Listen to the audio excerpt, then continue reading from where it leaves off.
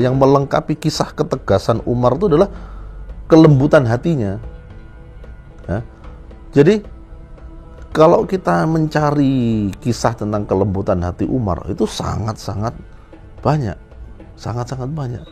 Walaupun secara umum beliau itu disifati sebagai pribadi yang tegas. Yang membuat orang yakin dengan kepemimpinan Umar dan akhirnya benar-benar taat adalah performa Umar terhadap harta. Nah, itu loh. Umar menunjukkan bahwa dia dengan kekuasaan Islam yang saat itu relatif sudah nyaris seluas Persia dan Romawi, nggak gila harta. Gitu loh. Dia menunjukkan bahwa ketika masyarakat lapar, tenang aja gue yang paling lapar. Gitu loh. Ketika masyarakat sakit, tenang aja saya yang paling sakit, gitu loh. Dan itu berkali-kali ditunjukkan oleh Umar bin Khattab radhiyallahu anhu. Ketika misalnya datang tahun kelaparan saat tahun Ramadan, Umar itu beriktikad untuk tidak makan sesuatu yang bisa mengenyangkan, sampai-sampai hanya minum minyak samin. Gitu kan, hanya minum minyak samin. Dan saat itu Umar sebagai, coba bayangin, kepala negara yang habis menaklukkan Damaskus, habis menaklukkan Madain, habis menaklukkan Mesir, apa segala macam gitu ya, manggul sendiri gitu kan bansosnya itu, terus ditaruh di tenda-tenda masyarakat. Dan saat itu kelaparan itu benar-benar dahsyat.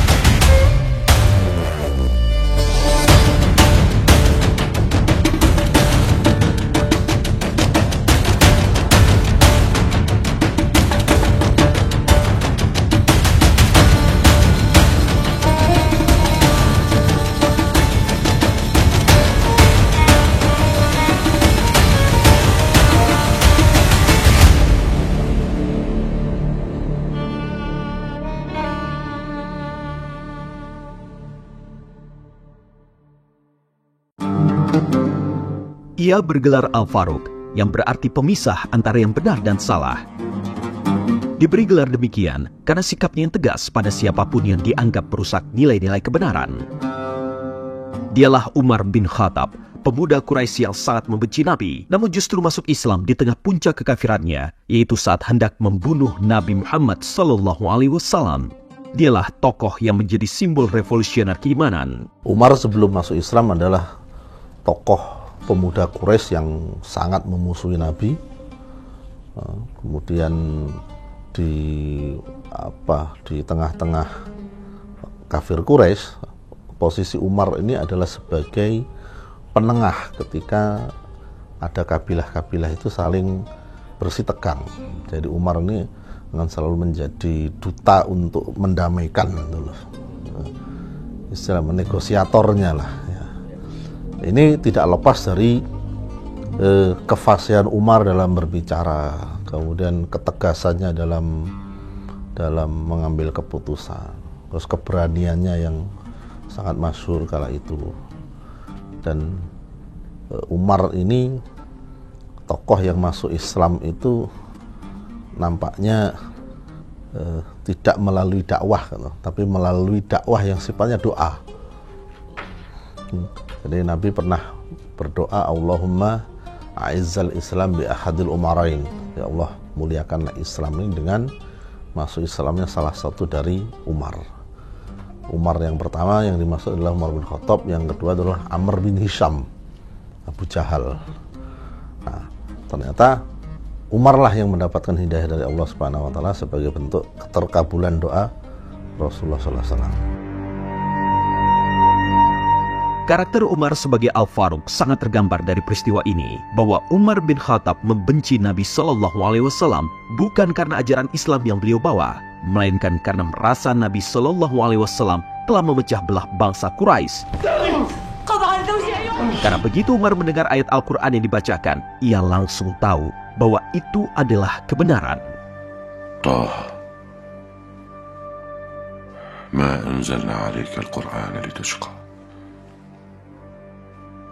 illa tadhkiratan liman yakhsha. Maka kemudian ya, ketika Umar akhirnya ada dua cerita kan. ketika Umar tuh merenungkan surat Al-Haqqah, gitu kan, yang dibacakan oleh Rasulullah Shallallahu Alaihi Wasallam ketika sholat malam di Ka'bah, di depan Ka'bah itu, Umar merasa, kenapa saya menentang Islam? Padahal Islam isinya ini. Lalu ketika puncaknya gitu, ketika melihat adiknya sendiri membaca surat Thaha dan Umar merenungkan makna surat Thaha, kenapa saya menentang yang kayak begini? Sebenarnya alasan saya menentang itu apa sih gitu loh?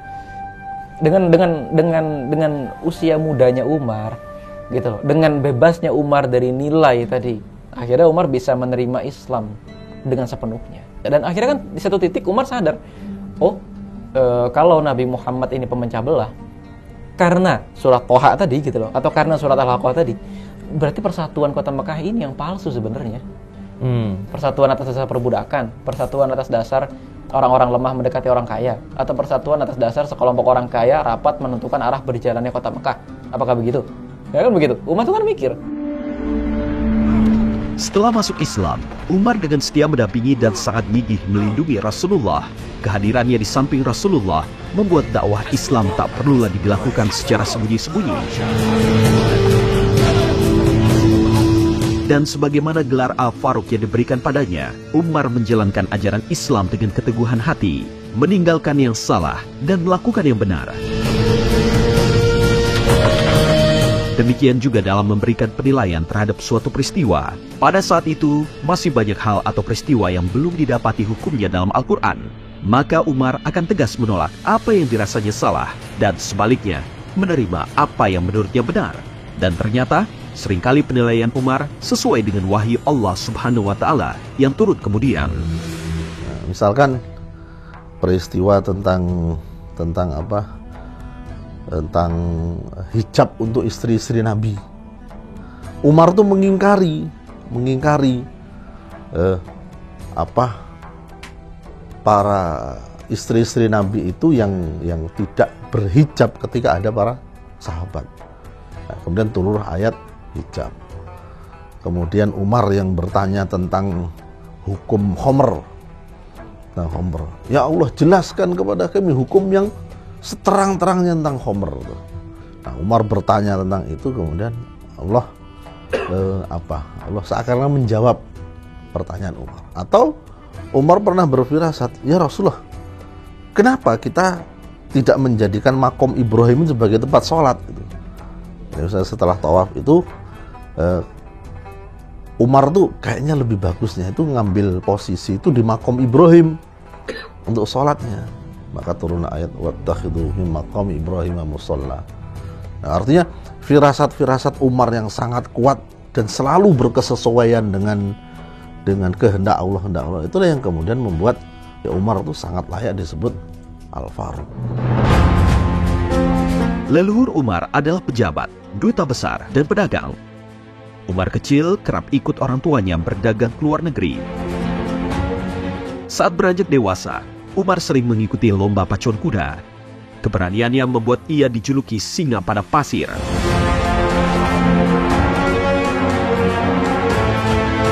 Pada dasarnya, para sahabat Nabi Muhammad SAW memiliki karakteristik yang berbeda-beda, namun semua tetap memiliki satu tujuan, yaitu membantu perjuangan Rasulullah menegakkan ajaran agama Islam. Dan di antara para sahabat Nabi yang terkenal tegas dalam membela kebenaran dan dihormati oleh kaum Quraisy adalah Umar bin Khattab. Selain dikenal karakternya yang tegas, Umar bin Khattab juga sosok yang bijaksana dan cerdas. Umar menjadi khalifah setelah wafatnya Abu Bakar. Umar ditunjuk oleh Abu Bakar dalam wasiatnya untuk meneruskan kepemimpinan atas kaum muslimin. Dan keputusan ini didukung sahabat Nabi yang lain karena semua sepakat bahwa tak ada yang lebih layak selain Umar. Menyandang gelar Amirul Mukminin, Umar dikenal tegas dan pemberani, namun juga sangat peduli kepada rakyatnya. Disebutkan bahwa Umar selalu berkeliling menemui rakyatnya. Beliau rutin memastikan apakah ada di antara mereka yang kelaparan, sakit, atau kesusahan. Yang melengkapi kisah ketegasan Umar itu adalah kelembutan hatinya. Ya. Jadi kalau kita mencari kisah tentang kelembutan hati Umar itu sangat-sangat banyak, sangat-sangat banyak.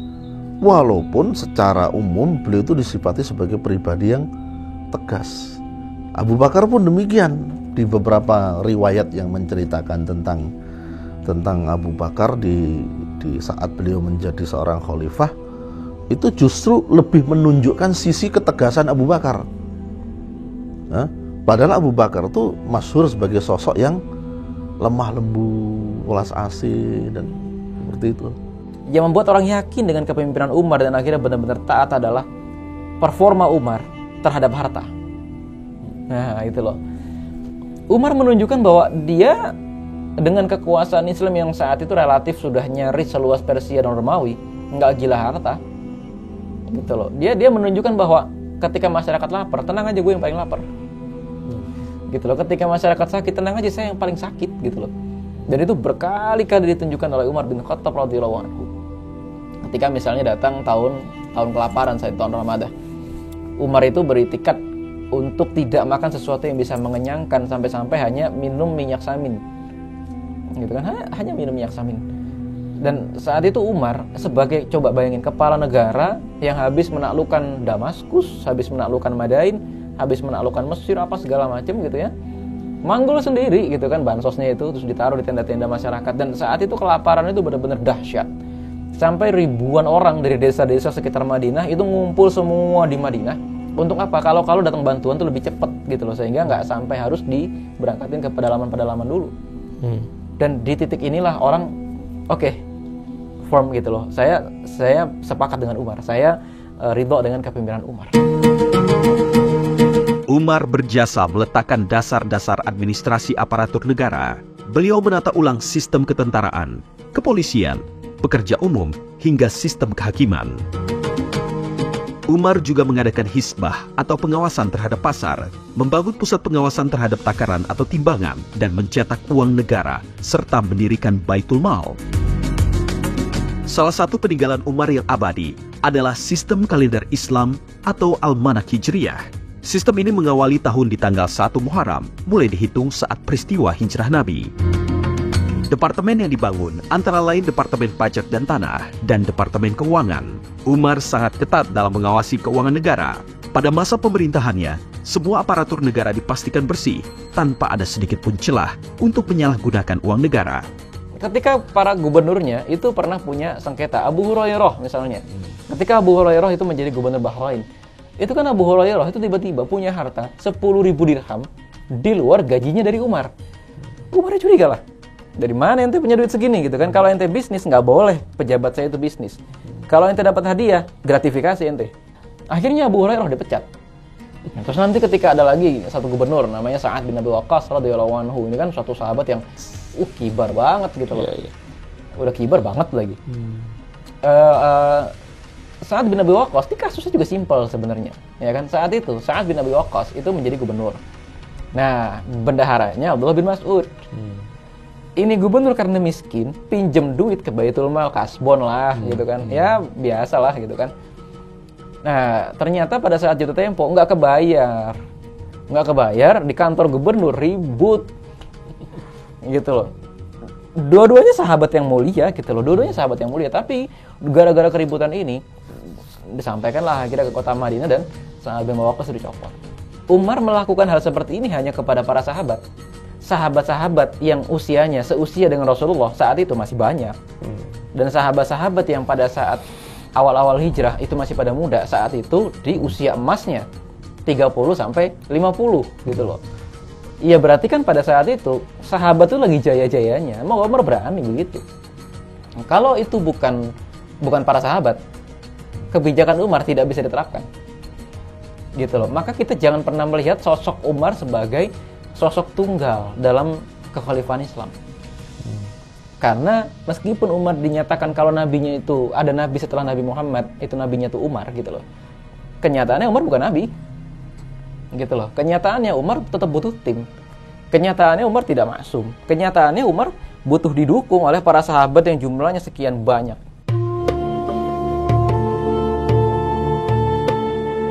Pada suatu ketika, Umar menangis terharu saat pasukan kembali dari peperangan dengan membawa harta rampasan perang. Bukan tangis bahagia karena jumlah harta yang dibawa sangat banyak, namun karena harta yang besar tersebut berhasil tiba dengan selamat tanpa adanya perebutan di antara orang-orang yang membawanya. Umar sangat terharu dengan kejujuran pasukannya. Pada hari itu juga, harta tersebut habis dibagikan pada rakyat tanpa ada yang tersisa sama sekali. Harta tersebut sepenuhnya diberikan kepada rakyat untuk mereka pergunakan. Coba kita bayangkan, negara lagi dapat habis keuntungan, langsung dibagi ke rakyatnya tanpa nungguin ini, nungguin itu, tanpa menunggu kesempatan salah seorang pun pegawai negara untuk ngolah dulu dana itu. Nggak buka BUMN ya? Nggak pakai holding apa segala macam lah, nggak.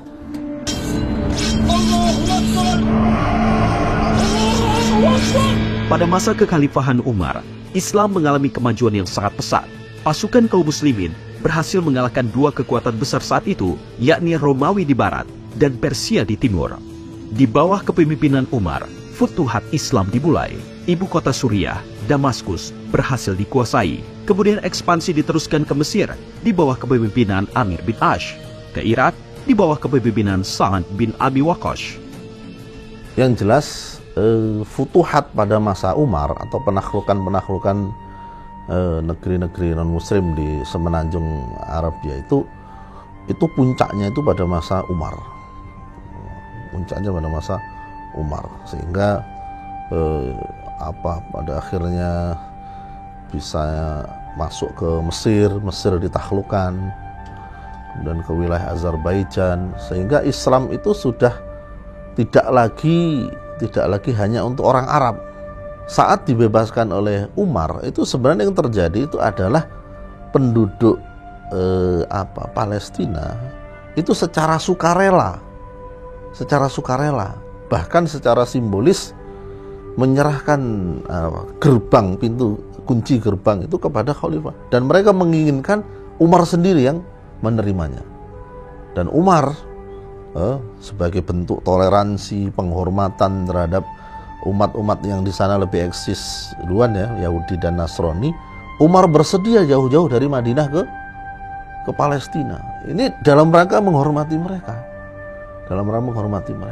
Umar bersedia datang, kemudian menerima penyerahan tersebut secara simbolis, dan Umar kemudian membuat kebijakan untuk tiga agama itu bisa rukun di tempat tersebut tanpa gangguan.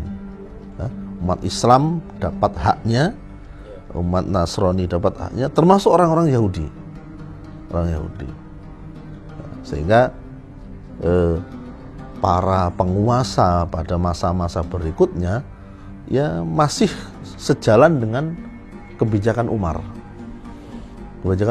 Setiap kali mereka berhasil merebut Baitul Maqdis dari musuh-musuh Islam, yang mereka lakukan persis seperti Umar, menjamin umat-umat non-muslim yang ada di situ untuk tetap mendapatkan haknya, tidak dianiaya, tidak dilarang, dan tidak mendapatkan kezaliman sama sekali. Kekuasaan Islam meliputi Jazirah Arab, Palestina, Suriah, sebagian Persia, dan Mesir. Umar membagi daerah ini menjadi provinsi dengan menunjuk satu gubernur untuk memimpinnya.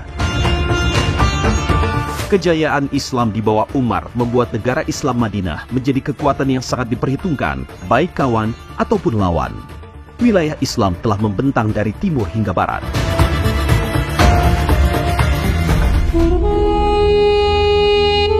Namun pada akhirnya, kisah tentang Amirul Mukminin Umar bin Khattab harus berakhir tragis.